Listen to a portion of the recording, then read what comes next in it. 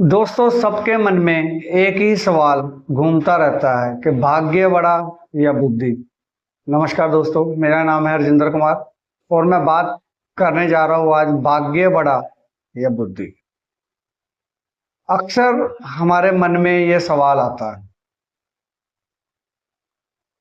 ये भाग्य बड़ा है या बुद्धि। कहने का मतलब दिमाग या किस्मत। किस्मत बड़ी है या आप दिमाग से सारे काम कर सकते हो बिना किस्मत के। अक्सर हम सोचते हैं ना। तो चलिए ज्यादा देर ना करते हुए आज हम आपको बताने जा रहे हैं भाग्य बड़ा या बुद्धि। इससे पहले आप चैनल पे नए हैं तो चैनल को सब्सक्राइब कर ले और वीडियो को लाइक कर दें और कमेंट में राधे राधे जय श्री राम लिखना ना भूलना। एक पुराने समय की बात है, नीलकंठ और कबूतर एक शिव के मंदिर में रहते थे और वो वहीं रहते थे, रहकर तपस्या करते थे शिव की।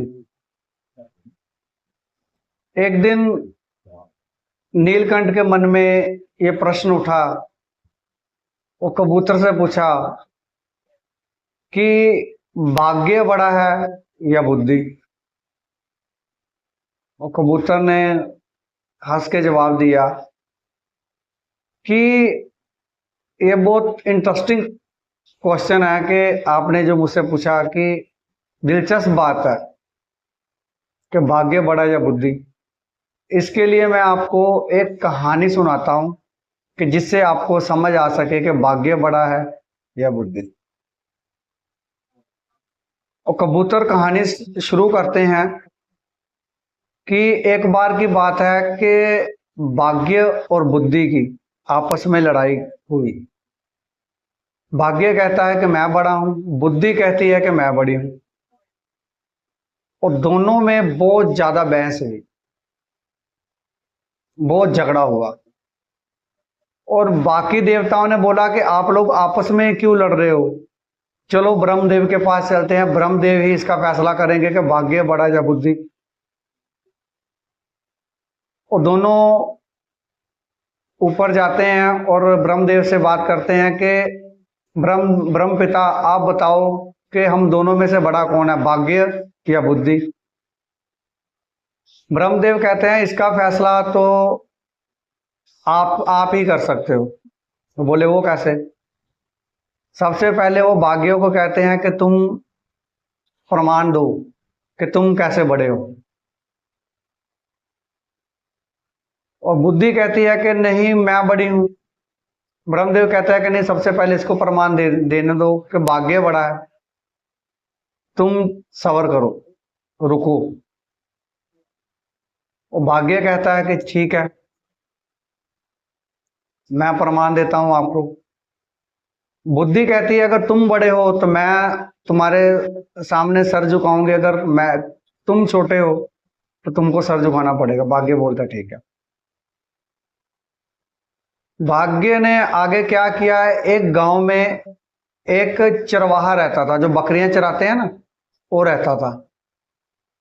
बकरियां चरा चरा के अपने घर का गुजारा करता था। इतनी गरीबी थी उनके घर में, बेहिसाब गरीबी थी कि कभी खाना मिलता था कभी नहीं मिलता था। इतना गरीब था चरवाहा, बकरियां चराने वाला। वो बकरियां चरा के अपना गुजारा कर रहा है। वो भाग्य ने बुद्धि से कहा कि देखो इसको मैं अमीर कैसे बनाता हूं। बुद्धि बोलती ठीक है, करो कोशिश।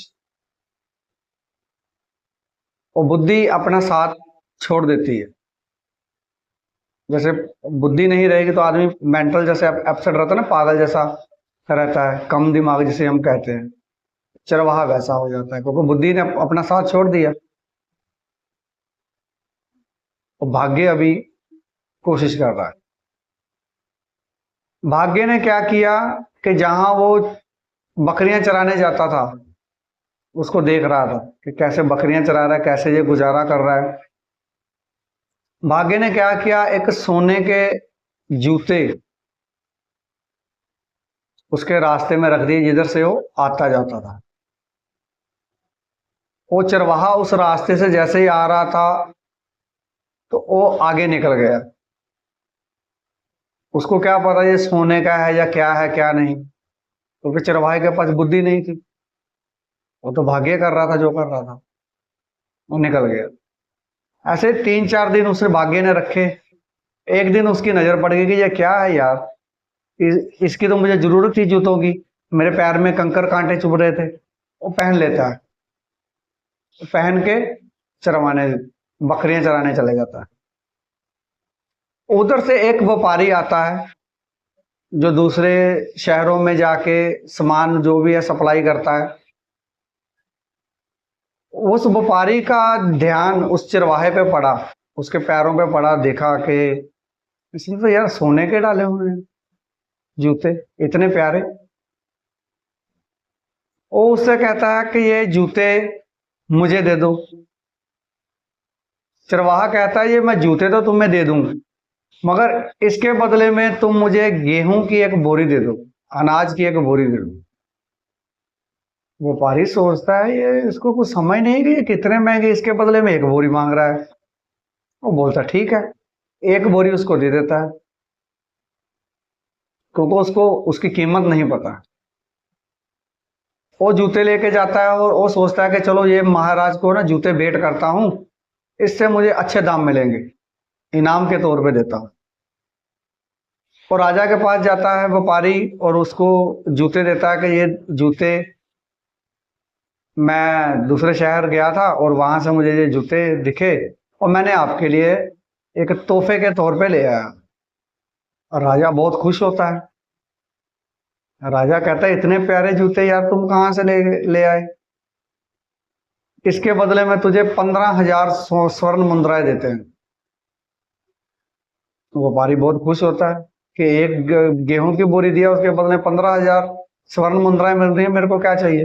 वो लेता है, निकल लेता है। भाग्य फिर दूसरे सोने के जूते रखता है जिसमें हीरे जड़े रहते हैं। वो चरवाहा फिर देखता है, फिर पहन लेता है, उसको कुछ समझ नहीं इस बात की। पहन के अपना बकरियां चराने जाता है। कुछ महीने बाद वो व्यापारी फिर वहां से गुजरता है, सोचता है कि यार मैं फिर देखूं कि उसके पास कोई है तो नहीं अभी, चलो चल के इस रास्ते से गुजरता हूँ, देखता हूँ। और फिर वो देखता है कि फिर उसने जूते डाले हैं इतने प्यारे। पिछली बार तो 15,000 स्वर्ण मुद्राएं मिली थी, इस बार मालूम नहीं क्या मिलेगा। वो चरवाहे को बुलाता है, चरवाहे को बोलता है इधर आओ, ये जूते मुझे दे दो। वो बोलता है कि इसके बदले में मुझे एक चने की बोरी दे दो, मगर शर्त यह है कि चने भुने हुए होने चाहिए, भुने चने चाहिए। वो व्यापारी बोलता ठीक है, वो फिर दे देता है। वो फिर राजा के पास जाता है व्यापारी और वो राजा को देता है और कहता है कि ये लीजिए महाराज आपके लिए भेंट लेके आया हूं। इस बार राजा उससे पूछता है व्यापारी से कि यार तुम ये जूते कहाँ से लेके आते हो, ऐसे जूते के जैसे विश्वकर्मा जी ने खुद बनाए हो। व्यापारी सोचता है कि यार अभी राजा को क्या बताऊं मैं। वो झूठ बोल देता है कि साथ वाले देश के सुल्तान ने मुझे दिए और मैं आपको भेंट कर रहा हूं। राजा कहता है कि सुल्तान की शादी होगी कि नहीं अभी। बोले नहीं अभी शादी नहीं हुई, वो कुंवारा है। झूठ पे झूठ बोलता है।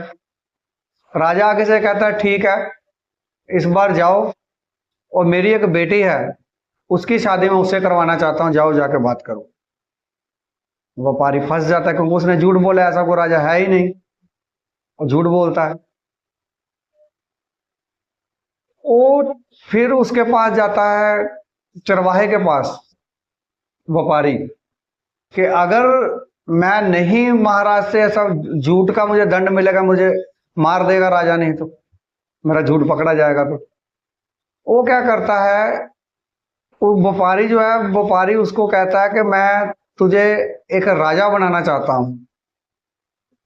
चरवाहा बोलता है कि वो क्या होता है। इस बार बुद्धि ऊपर से देख रही थी, बुद्धि कहती है कि भाग्य से कि देख लो क्या हो रहा है, अगर मैं उसके पास नहीं गई तो वो मर जाएगा। भाग्य कहता है नहीं, तुम देखो इसको मैं कैसे राजा बनाता हूं, इसकी शादी करता हूं। बुद्धि बोलती ठीक है। और वो उसका जो व्यापारी रहता है उसका महल बनवा देता है। वो ज्यादा वो सोचता है कि जमींदारों से ना जमीन खरीद के महल खड़ा कर देता है। कुछ सालों बाद वो महल बन जाता है, वहां लोगों को रखता है, दास दासियां सब कुछ रखता है। मगर चरवाहा कहता है कि मेरी एक शर्त है, मैं तभी तुम्हारे साथ चलूंगा जब ये बकरियां, जितनी भी बकरियां मेरे साथ चलेंगी तो मैं चलूंगा, नहीं तो नहीं चलूंगा। व्यापारी बोलता ठीक है, बकरियां ले चलो, इसमें क्या है। उसको राजा की पोशाक पहनी जाती है, जैसे कुंवर साहब रहते हैं ऐसी पोशाक पहनाता है, पगड़ी पहनाते हैं जो राजा लोग पहनते हैं। व्यापारी क्या करता है कि उसकी 3 बकरियों को बेच देता है। जैसे ये बात चरवाहे को पता चलती है कि इसने मेरी 3 बकरियां को बेच दिया, तो वो फूट फूट के रोता है। और आसपास के जो लोग हैं वो देख रहे रहते हैं, यार ये तो पागल तो नहीं हो गया कहीं, ये फूट फूट के रो रहा है, इसको क्या हुआ। व्यापारी आता है, व्यापारी कहता है कि क्या हुआ, क्यों रो रहे हो। बोलता तुमने मेरी 3 बकरियां बेच दी। तो बोला 3 बकरियां को छोड़ो, मैं 15 बकरियां और नहीं लाके तुझे दे दूंगा। बोला लाके दो फिर।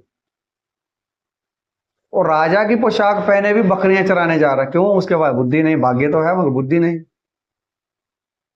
चरवाने जा रहा हूं। तो सभी लोग सोचते हैं कि ये इतना बड़ा राजा बकरियां क्यों चरा रहा है, एक पागल तो नहीं है।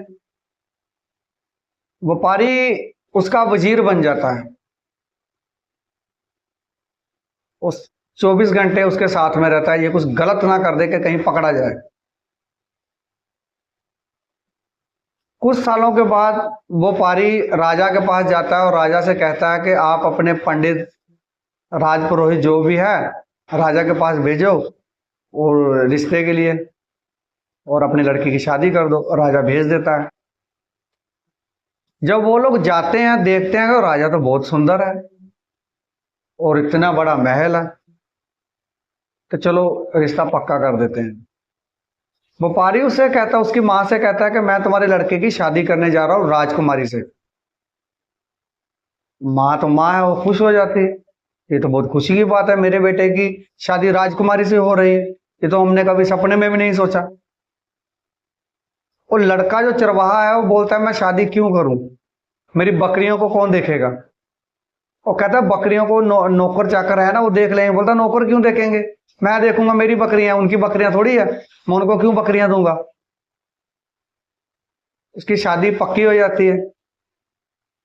और शादी हो जाने के बाद जिस दिन उसकी सुहागरात रहती है, तो एक राजकुमारी दुल्हन की तरह उसके जैसे पास आती है ना, इतनी सुंदर परी, क्योंकि उसने कभी राजकुमारी को देखा नहीं, परियों को देखा नहीं। उसके दिमाग में क्या आता है कि जैसे मेरी दादी बचपन में कहानी सुनाती थी कि एक परी आती है राक्षसनी बन के, खून पीती है। उसको ऐसा उसका चेहरा देखा कि जैसे खून पीने आ रही है मेरा, क्योंकि उसके पास बुद्धि नहीं, मेरा खून पीने आ रही है।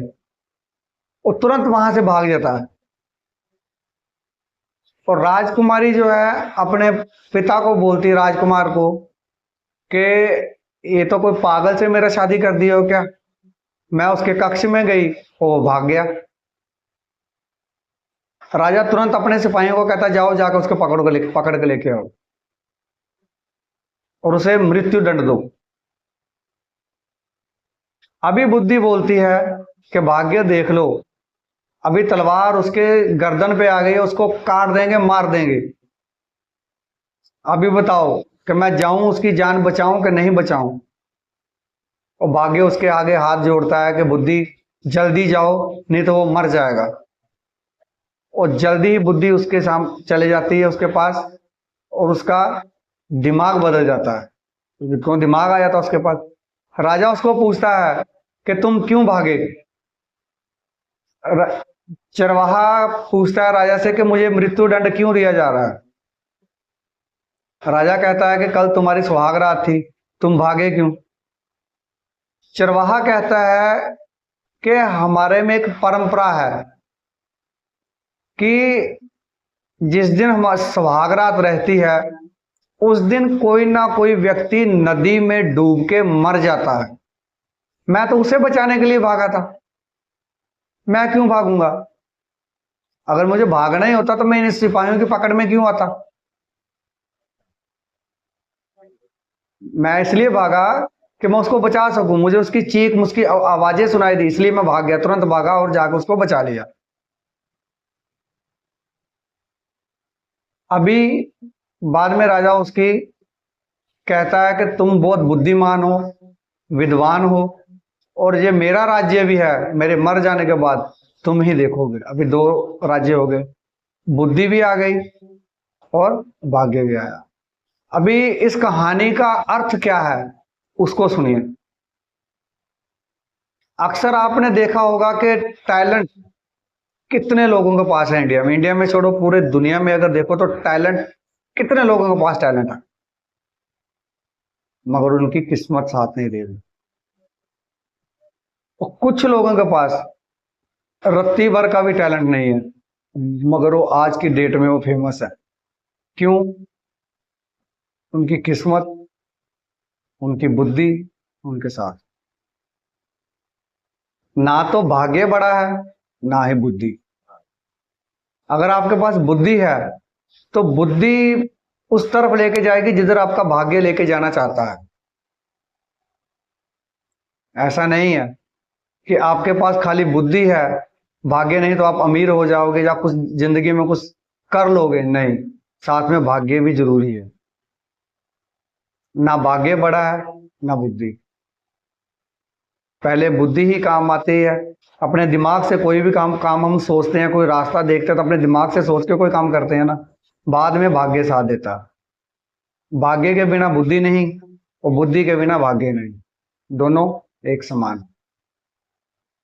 कहानी अच्छी लगे तो लाइक एंड सब्सक्राइब और कमेंट में राधे राधे लिखना ना भूलना। नमस्कार।